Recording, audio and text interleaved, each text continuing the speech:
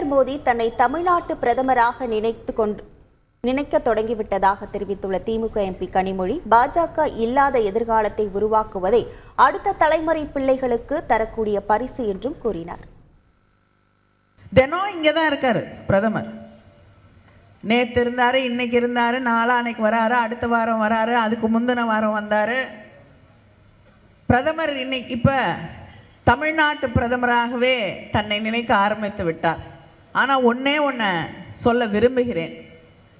நீங்க தினம் வந்தாலும் சரி, இங்க வீடு எடுத்து வாடகைக்கு இருந்தாலும் சரி, தமிழ்நாட்டு மக்கள் உங்களுக்கு ஓட்டு போட போவது இல்லை.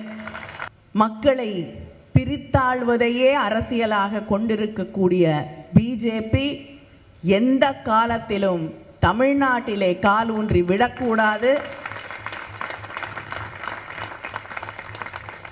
இந்த நாட்டிலிருந்து அவர்கள் விரட்டி அடிக்கப்பட வேண்டும். நம்முடைய அடுத்த தலைமுறை பிள்ளைகளுக்கு நாம் தர வேண்டிய பரிசு என்னவென்றால் ஒரு பாதுகாப்பான எதிர்காலம், பிஜேபி இல்லாத ஒரு எதிர்காலம்.